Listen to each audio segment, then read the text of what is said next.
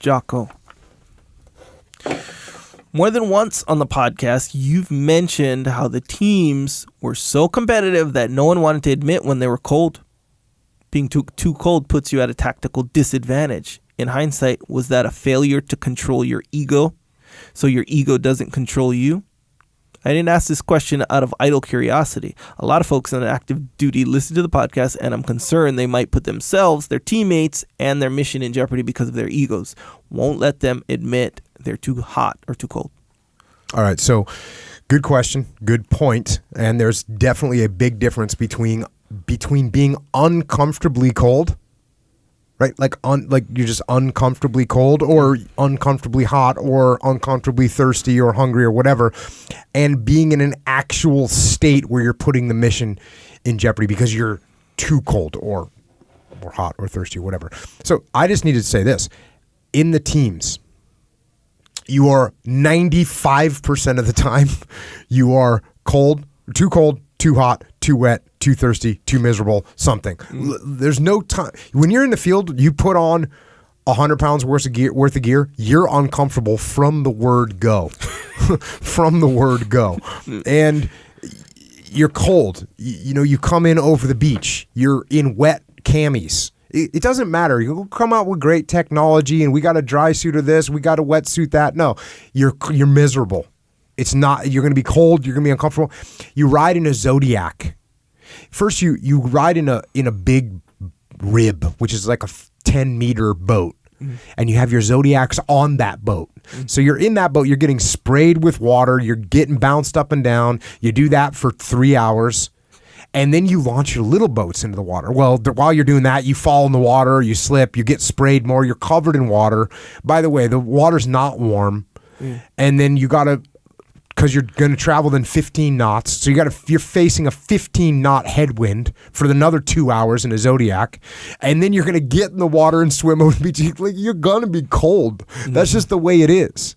And you can't complain about that. So, and you don't complain about it. In the teams, you just keep your mouth shut. That's what you do. Keep your mouth shut. Now, the big distinction here is this is correct. If you're going to get hypothermia, or you're going to get a heat stroke, or you're going to go down from dehydration, then yeah, you got to speak up and you got to say, hey, guess what?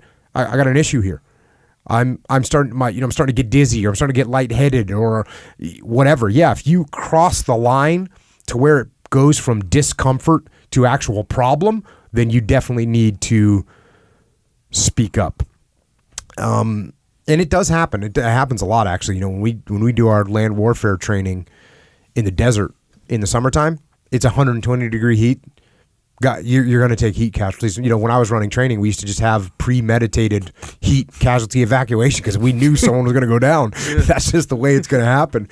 Because you got 40 guys that are all turning and burning, and they're all running on 3 or 4 hours of sleep, and then they're going out in the field, and they just got back from the field, and there's no time to rehydrate. Okay, there's time, but some guys might forget to rehydrate. And next thing you know, you got a guy going down. So this stuff does happen. And yeah, you got to let your team know what's going on. The closest call I had, I was on a long training patrol in the Ozark Mountains of Arkansas. It was summertime. It was hot. We were planning to pump water, meaning you bring a little water filtration system into the field and you get to a stream and you can fill your canteens and it's great and it seems like you have water forever because there's streams. Well, the way the patrol went, we started off in pairs and then we linked up with fire team and then you link up with squad and then you link up with a platoon. Well, while we were in the squad link up, for whatever reason, the course that I was on, I didn't hit water. We had a couple streams that were supposed to be there and they weren't. Because they're intermittent streams. Sometimes streams aren't running year round. And the time of year it was, the streams weren't running. So the first one, I was, okay, I'll be okay. So you go up over a mountain, come back down the other side, get to this where the stream is marked, intermittent stream is marked on a map. Guess what? No stream. So, and then by that time I was out of water. So now coming the next day, I said to myself, if there's not water on this next stream, I'm gonna have issues. And there wasn't water the next day. So yeah, but I started to feel the dehydration coming on me. That's why I hate being thirsty. I hate I always carry as much water as I can. You got to be paranoid about being thirsty. Once you start going down from a dehydration, it's really a bad situation. You went the whole day? No, it was 2 days. Dang. Yeah, now I had water going in, but I didn't refill. I didn't have a ton of water. I should have had maybe 2 more liters of water as a just in case. Dang. But I didn't. Then you got to carry that. Yeah, because you got to carry it. Now you're heavier. Now you're sweating more. So there's a little balance you got to figure out there. Yeah. But yeah, can it be a problem? Yes, I have seen it become a problem where guys' ego's too big. They don't want to admit it for sure. So yes, this is a good warning. Don't let your ego get you in real trouble, because that's going to hurt your platoon even more. Mm-hmm. So don't let that happen. Don't let your ego prevent you from telling the truth about what's happening. And this can happen in the business world too, where, oh, you know what? Oh, I don't really know how to operate this piece of equipment, but I'm not going to say anything. I'm just going to try and do it. Yeah. Well, that's how someone gets hurt. Yeah. So again, that's an ego problem. When you have an issue, when you know you can't do something or you've never done something before, step up and raise your hand. Now, of course, you should have done the research. You should have figured some stuff out on your own. But if you failed to do that, don't dig the hole deeper. Yeah. Raise your hand. Say what the problem was. There you go. Good question. Yeah, makes sense. Because that, especially the thirst thing, like the dehydration thing. Yeah, you don't want to be the guy saying, "Oh, I'm thirsty." But here's the thing. I think nowadays, though, like teams and coaches. Here's the thing in football. Okay, so Pop Warner football. They'd be like, yeah, no water. We have a water break. You drink water at the water break. Yeah, otherwise, you're practicing. Kind of thing. It's like a toughen you up thing. But man, that can jam your health up. Yeah, but let's face it. I mean, it would be pretty rare. If you gave people if you're doing a practice, how long does a practice last? 2 hours? 2 hours. Okay, bro, you can make it 2 hours if you're properly hydrated. Now, if a person's not properly hydrated going into the practice, sure, that can be a problem. But if someone is properly hydrated going into the situation, it should not be a problem. And I'll tell you what, if you are in the military and you're going in the field, man, pre-hydrate like crazy. That used to save me so much from carrying so much water.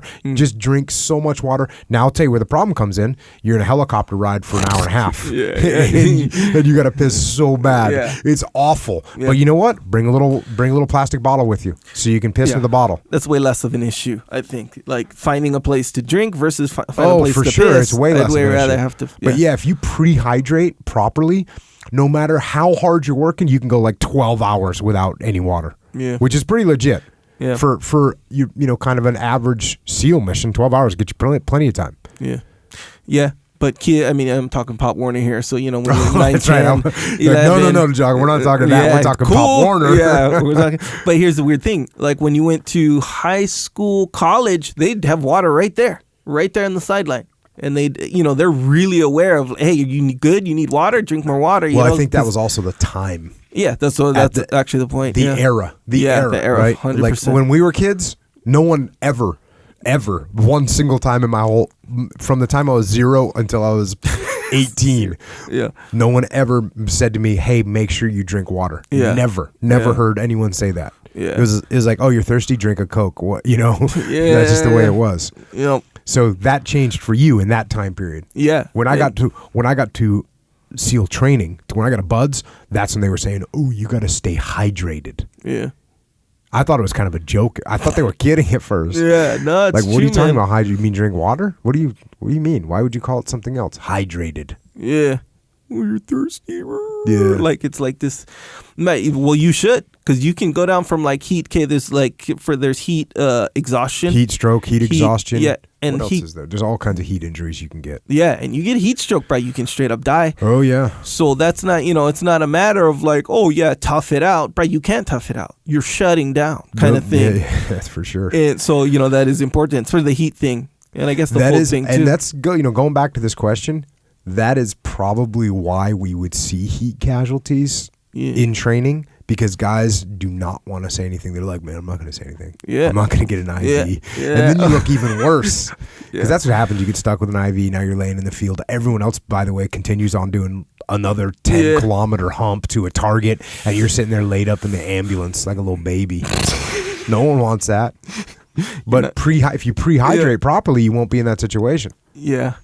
But if you are going to get that situation, you need to say something. Yeah. We're talking about your life, Yeah. essentially. And more importantly, we're talking about the mission. Yeah. Yeah, I'm still thinking about the Pop Warner situation, but yeah, man, I dig it, and you are correct. I can't help but agree with you 100%.